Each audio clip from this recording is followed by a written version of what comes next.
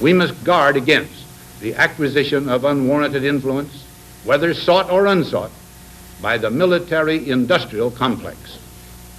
The potential for the disastrous rise of misplaced power exists and will persist.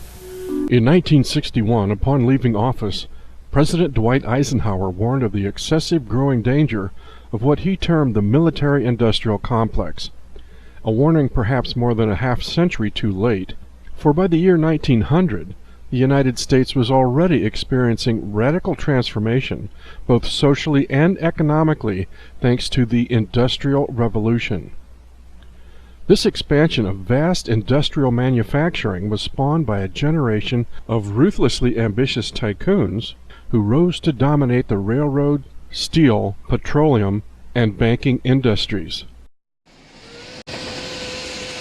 America is now a very different country from the nation of small farmers and merchants imagined by Thomas Paine and Thomas Jefferson.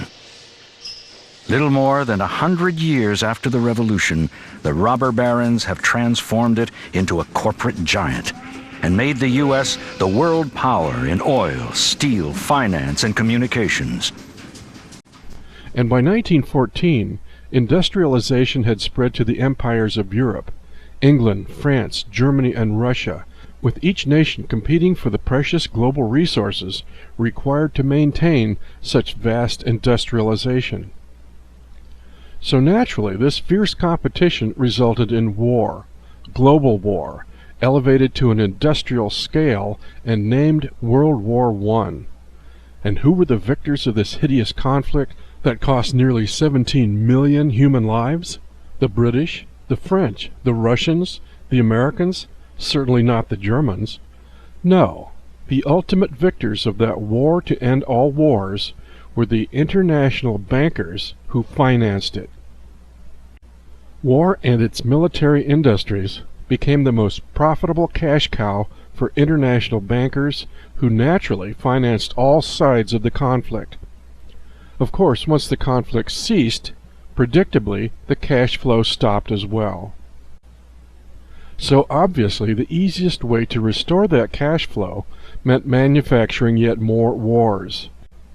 And so, over the remaining balance of the 20th century, we have seen this insatiable lust for war profits evolve into a perpetual motion money machine, which we recognize today by its cliché label, the military-industrial complex. But rather than an exclusive instrument of United States national interest, this conglomerate now serves the interlocked corporate, political, and banking elite of our entire world, who consider themselves much the same as did the British aristocracy of the 19th century, to be the master race, a race whose evolutionary duty is to manage the ignorant masses. And conversely, this wealthy minority, who now own the planet, believe it is their right to govern it, not the general public's. Thus the wealthy elite view the mass majority as incapable of governing. Therefore, management responsibility must be exclusively held by the genetically superior, moneyed class.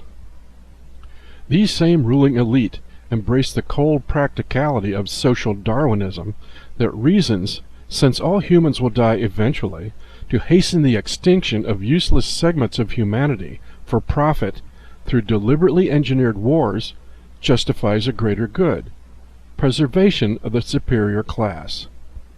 So is it not obvious that the true enemies of the human race are not Nazis or communists or even Muslim terrorists, but rather the wealthy, ruling 1% of the population, who manufacture mass human conflict to generate perpetual war profits and population management?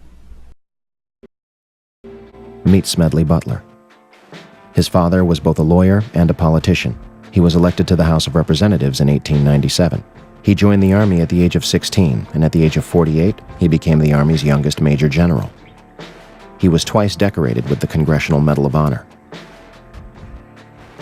In July 1934, Butler was approached by two men who offered him $30 million and the support of 500,000 troops and the mainstream media to lead a coup against President Roosevelt and remove him from office. Butler pretended to go along with it, eventually meeting with the main conspirators behind the plot. The DuPont family and leaders of U.S. Steel, Heinz, Standard Oil, General Motors, Chase National Bank, Goodyear Tires, and last but certainly not least, Prescott Bush himself, President George W. Bush's grandfather. The intention was to install a fascist regime like the ones in Nazi Germany and Communist Russia, in hopes of beating the Great Depression. Butler attempted to blow the whistle on the plot, testifying before a committee of House Representatives John McCormick and Samuel Dickstein.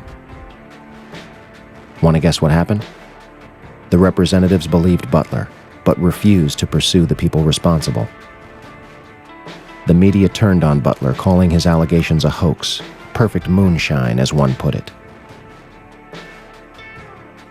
President Roosevelt eventually cut a deal with the plotters, and nothing more came of it. In 1933, United States Marine Corps Major General Smedley Butler stated, "War is just a racket. A racket is best described, I believe, as something that is not what it seems to the majority of people. Only a small inside group knows what it is about. It is conducted for the benefit of the very few at the expense of the masses."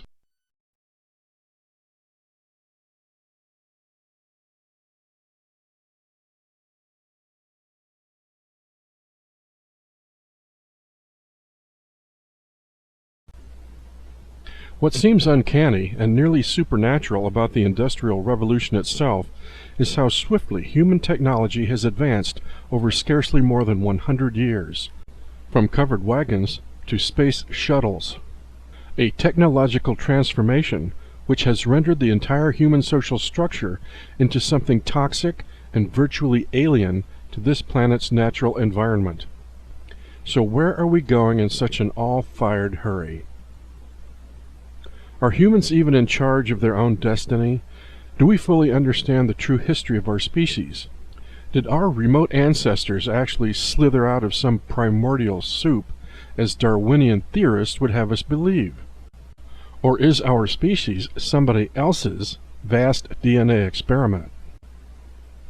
Jehovah's explicit command from the Holy Bible, "Let us make man in our image," certainly lends suspicion to the notion that the human species was somehow manufactured. And of course, texts from ancient Mesopotamian cultures explicitly state that sky gods originally visited the earth and populated it with their progeny, and that these same sky gods covertly maintain rulership of this planet to this day through discrete proxy bloodlines. The record of this occult or hidden history of humanity's origins, the great work of the ages, is preserved in the archives of modern secret societies. Is it any wonder that the world's most iconic sky god relic dominates our own national currency, the Great Pyramid of Egypt?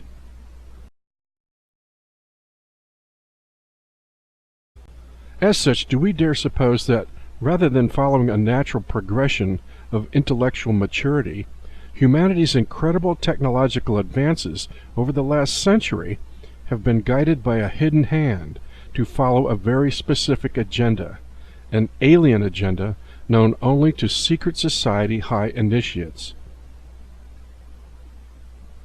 In 1991, famed whistleblower, Area 51 physicist Bob Lazar cryptically revealed, "There's a small segment of the United States government that makes scientific and technological judgments from a knowledge base that is not available to the general public. If the following information is true, the United States government also makes judgments on a historical, philosophical, and even theological level from a knowledge base that is not available to the general public."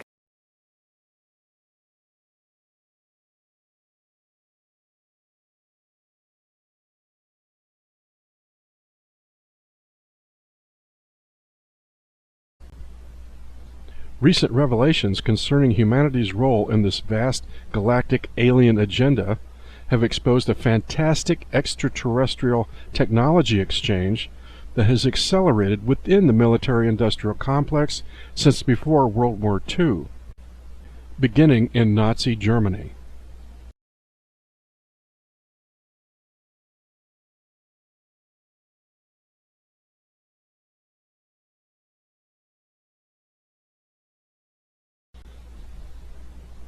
Thanks to fierce anti-German prejudice in the American media following World War II, it has been difficult to discern accurate details of sensitive weapons projects engaged by Hitler's Third Reich. But over time, bizarre rumors of exotic circular flying machines devised by the Nazis began to flourish. In 1980, author W.A. Harbinson published a compelling novel entitled Genesis, which wove a fictional account attributing the pervasive UFO phenomenon to Nazi technology rather than space aliens. Yet within Harbinson's novel, he included an appendix of extensive research that verified serious vertical lift circular disc aircraft development had in fact been engaged by German Luftwaffe designers during the war. Then later in the early 1990s, an extraordinary video, UFO Secrets of the Third Reich, produced by a pair of Austrian researchers, Norbert Jürgen Rathofer and Ralph Ettel, became public that also claimed UFOs were German vengeance weapons developed before the close of the war and shipped to hidden bases in South America as well as both the North and South Poles. This account reveals the Nazi saucer legend had originated from telepathic contact with extraterrestrials, who allegedly supplied technical design information to German secret societies for flying saucer construction.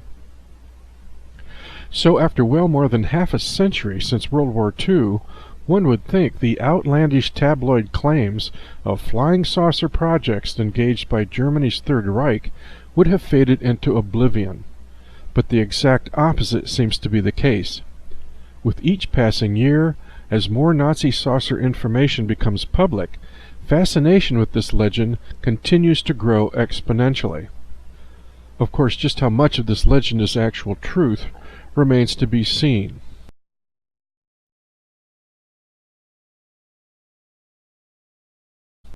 But the heart of this persistent legend centers around a mysterious girl from Vienna, Austria, named Maria Orsic, who was said to be the psychic conduit for extraterrestrial data transfer. And while skeptics dismiss her veracity as mystical occult rubbish, it should be noted that by today's standards, such psychic work would be labeled remote viewing, a legitimate science used by our own national intelligence agencies. As well, noted inventor Nikola Tesla claimed many of his genius designs, such as the alternating current electrical generator, came to him telepathically. And just like Nikola Tesla, Maria Orsic's telepathic information also revealed the secrets of torsion physics technology, the key to ultimate power. So more than inane dabbling in absurd spiritualism, German scholars saw Maria Orsic's extraterrestrial channeling as a legitimate avenue to pursuing alternative science and alternative technologies that offered the German nation potential liberation from crippling codependence upon British and American petroleum monopolies.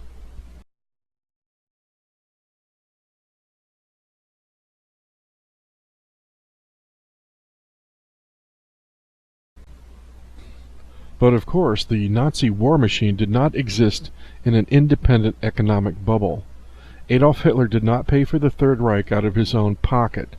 The Reich was a political creation of international capitalists and defense contractors, the military-industrial complex. The very existence of the Third Reich was thanks to the financial and manufacturing support of corporate giants like Ford Motor Company, General Motors, Standard Oil, IBM, IT&T, not to mention investors like Union Banking Corporation, whose chairman, Prescott Bush, personally profited from slave labor concentration camps like Auschwitz. Even Britain's Rolls-Royce Motor Company designed engines for the Nazi Messerschmitt 109 fighter planes. War serves to generate accelerated technological advances through multinational military competitions. So, as stated earlier, the winners in every war are the bankers and the defense contractors, certainly not the dead soldiers littered across the world's battlefields. So for Nazi V-2 rocket programs to be Americanized after the war was perfectly natural, since German National Socialism was an American business enterprise from the beginning. American capitalists had originally financed such weapons research, and they had rightful proprietary claim to any and all Nazi military hardware, since they had paid for it in the first place. With this in mind, it seems perfectly reasonable that over the course of the war, American military intelligence units would have infiltrated Nazi weapons research operations to monitor just how American corporate investor monies were being spent. And torsion physics, anti-gravity, free energy technologies would have been the most valued military prize imaginable to be gleaned from Nazi weapons innovations.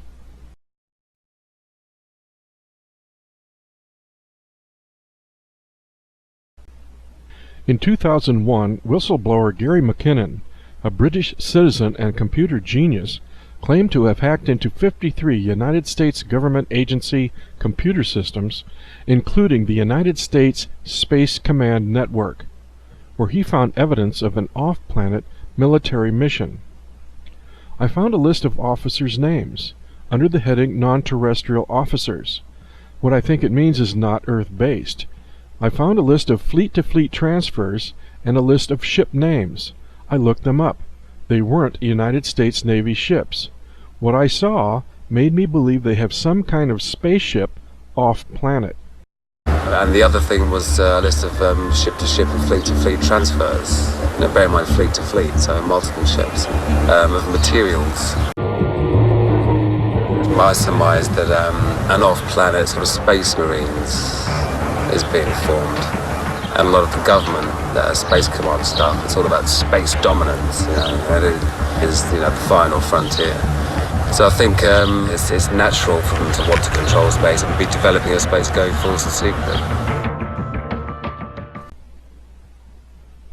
In 2015, William Tompkins, a retired naval engineer and author of Selected by Extraterrestrials, verified McKinnon's claims with astounding revelations that this secret space fleet does in fact exist, and that its creation is directly linked to the Nazi saucer projects of World War II.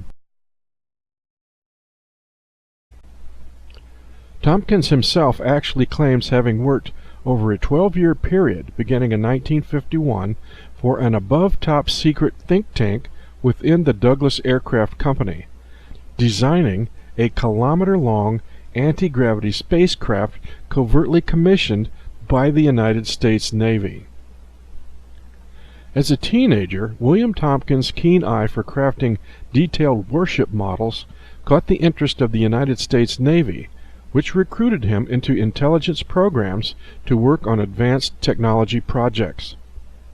Due to his exceptional skills with naval intelligence, beginning in 1942, Tompkins directly participated in top-secret debriefings of Navy spies embedded within Nazi Germany's most secret aerospace facilities during and immediately after World War II. Although only a third-class seaman, he replaced a commander at North Island Naval Air Station in San Diego. Tompkins claims that he was personally commissioned by Defense Secretary James Forrestal to undertake upon his own initiative or at the request of any bureau or office of the Naval Air Forces studies of specific instrumentalities and techniques for the purpose of outlining research projects. In other words, his task was to evaluate enemy technologies for use in our own weapons engineering. Tompkins served directly under Admiral Rico Botta, to whom the naval intelligence operatives were reporting on technical projects observed in Nazi Germany. 28 of these naval operatives with the rank of lieutenant were used in this covert program, all of whom had German ancestry, which allowed them easy infiltration into Nazi Germany. Tompkins' job was to prepare briefing portfolios or information packages from the gathered Nazi intelligence to be disseminated among the Navy's various corporate contractors, the military-industrial complex. These contractors, in turn, were commissioned to research and develop comparable technologies to match the Nazi anti-gravity spacecraft, which were in various stages of production in German facilities across Europe as well as South America and Antarctica.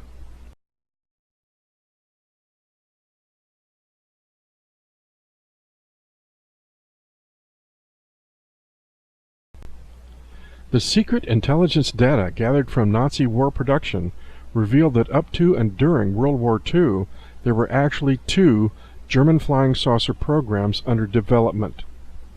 The first was a largely civilian effort that predated the Nazi rise to power in 1933, while the second was a military operation led by the Nazi SS.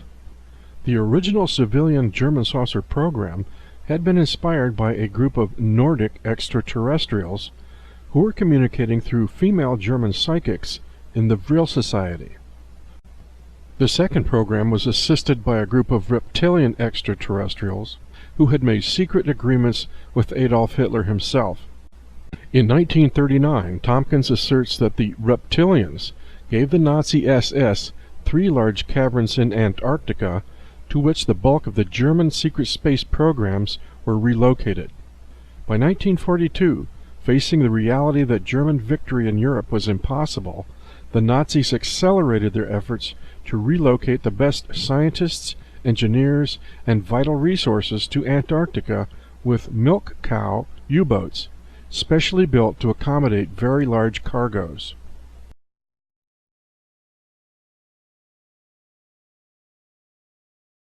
Over the 4 years of his covert naval intelligence service, from 1942 to 1946, Tompkins estimates giving 1,200 classified briefings across the country to defense contractors and scientists most capable of understanding the advanced German weapons projects.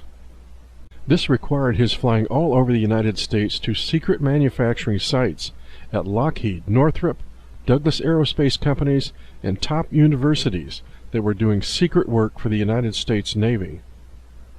But aside from all the astounding technical intelligence data obtained from Nazi anti-gravity projects, was the stunning revelation that the war with Germany was nothing more than the terrestrial extension of a far greater intergalactic conflict within which humans of Earth were unwitting pawns.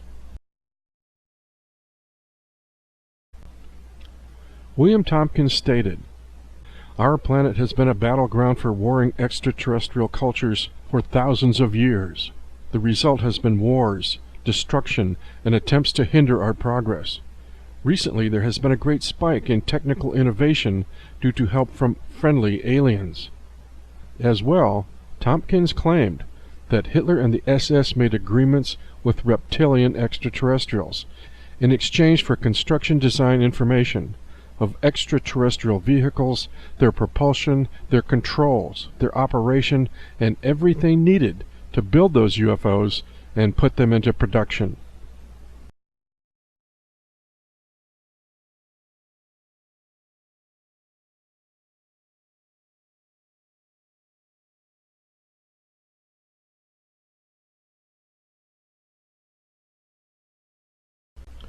Further verification of William Tompkins' claims about Nazi saucer projects has come from former astronaut Clark McClellan, a 34-year career NASA veteran. In multiple interviews with Jeff Rentz, McClellan revealed that during his tenure with NASA, he spent significant time working with Project Paperclip Nazi scientists and learned directly from them just how the Nazi SS had survived the war through building advanced anti-gravity aircraft in Antarctica, while simultaneously our own United States space program was being infiltrated with Nazi personnel as well. McClellan also claimed the notorious saucer flight over Washington, D.C. in 1952 was a deliberate Nazi operation launched from the Antarctic to specifically intimidate President Truman. The German saucers were flown out of the South Pole base up to the USA over Washington and wherever else they may have flown, and that's exactly where they came from. You see, the Germans built a secret under the South Pole base to create these type instruments, and they did so there. McClellan stated, "Some of the German engineers and technicians I met at Kennedy Space Center were as feared at Kennedy Space Center as they were in the German Army during World War II." However, McClellan claimed NASA Director Kurt Debus was a good personal friend who admitted the Germans were getting technical assistance from extraterrestrials from the Aldebaran star system. He knew the entire history of the Aryan people on this planet. They came from Aldebaran in the Hyades star system. He knew all about the Aryans. The Aryans are German people and German-type people.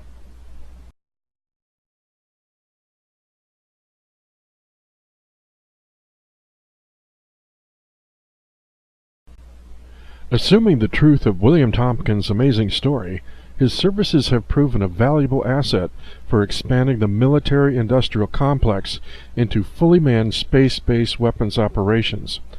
As early as the 1950s, Tompkins claims the United States Navy, in cooperation with Douglas Aircraft Company, began design of military spacecraft which were eventually built in secret facilities in the Wasatch Mountains of Utah. Tompkins states, "I was assigned to design for the Navy about 16 to 18 different classes of United States Navy battle group ships. These ships fly in space. I designed United States Navy spacecraft carriers, which finally got built back in the late 70s up in Utah underneath the ground." According to Tompkins, a number of top aerospace corporations played key roles in designing and developing kilometers-long anti-gravity spacecraft used in the Navy's space fleet, Solar Warden. He claims that the Navy's 8 non-terrestrial battle groups have seen service long enough to where they are already antiquated, and a new generation of 12 space battle groups is currently under development with deployment scheduled by the 2030s. A significant side note to Tompkins' claims of anti-gravity spacecraft carriers comes from World War II and the account of a United States Army Counterintelligence Corps investigation of a 300-foot-long cylindrical craft discovered in Germany's Harz Mountains. The machine was hollow and abandoned, apparently with all of its control and propulsion systems removed.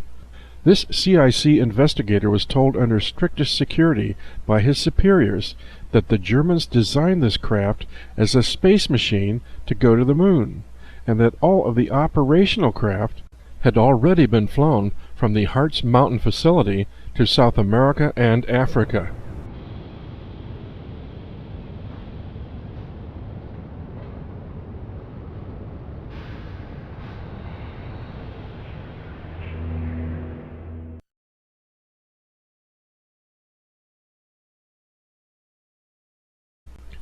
William Tompkins confirmed that United States Navy Vice Admiral Leslie Stevens was also aware of naval intelligence regarding Nazi Germany's secret flying saucer programs, and that his son, film producer Leslie Stevens Jr., was likely aware of this operation as well. As such, it is suspicious that Leslie Stevens Jr. was part of a Navy-sanctioned soft disclosure process that would use Hollywood's television movie industry to reveal elements of the Navy's secret space program. Consequently, the business relationship between Gene Roddenberry and Leslie Stevens Jr. suggests that the original Star Trek TV series was initially based on information gained by Admiral Rico Botta and Vice Admiral Leslie Stevens, that in fact an operational United States Navy space fleet would be deployed under active cooperation with Nordic extraterrestrials in an alliance that would counterbalance hostile threat from reptilian aliens. All through the Star Trek series, we see Starfleet is fully operated under naval military protocols with the assistance of benevolent Vulcan extraterrestrials in defense against malevolent reptilian Klingons. Thanks to Freemason Gene Roddenberry, Navy Space Fleet operations have been hidden in plain sight since 1966. Fascinating.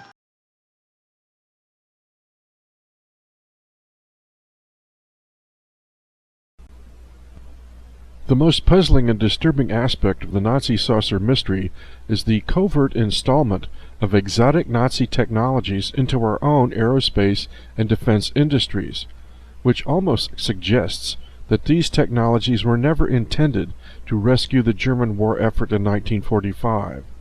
It is as if those Nazi visionary physicists and engineers were actually co-opted for some unstated future military operation of a far greater magnitude than even World War II, an alien military operation that has co-opted our own national defense establishment and all of Earth humanity's physical sciences to serve an extraterrestrial galactic war beyond human comprehension.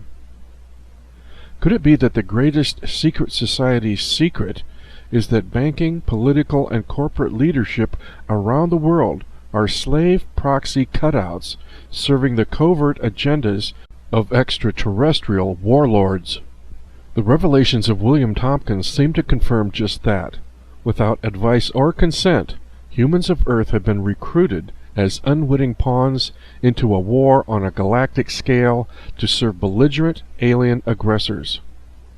And historic evidence seems to suggest that in 1954, President Eisenhower himself sold our nation out to evil parasitic extraterrestrials in exchange for advanced technologies, creating the military-industrial draconian complex.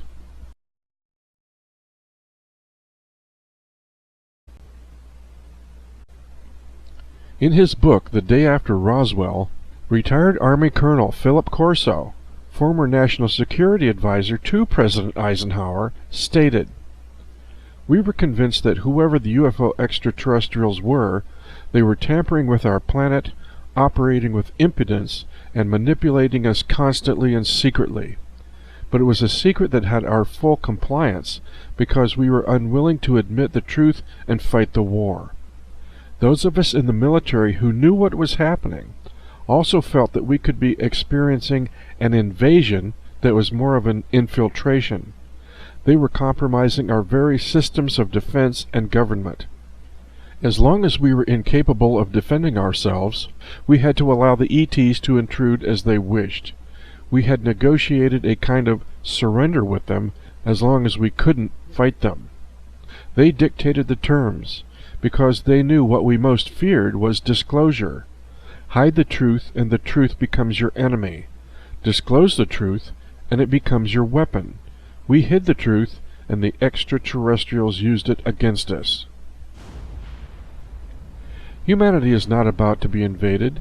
Humanity is not in the middle of an invasion. Humanity has been invaded, and the invasion is nearly in its final stages.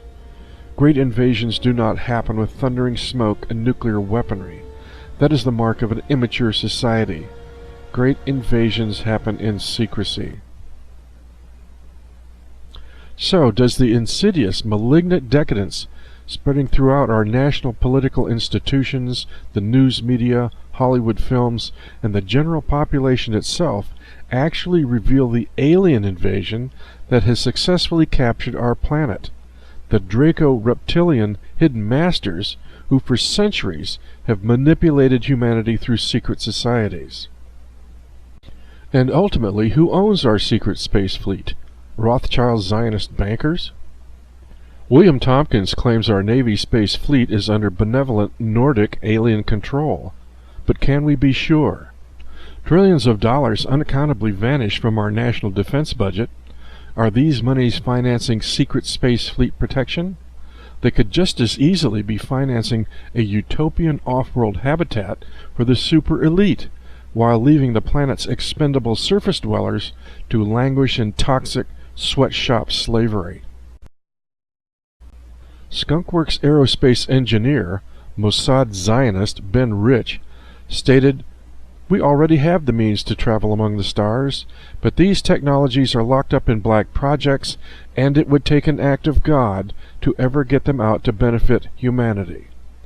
An arrogant declaration that begs the question, if these technologies don't benefit humanity, just who do they benefit?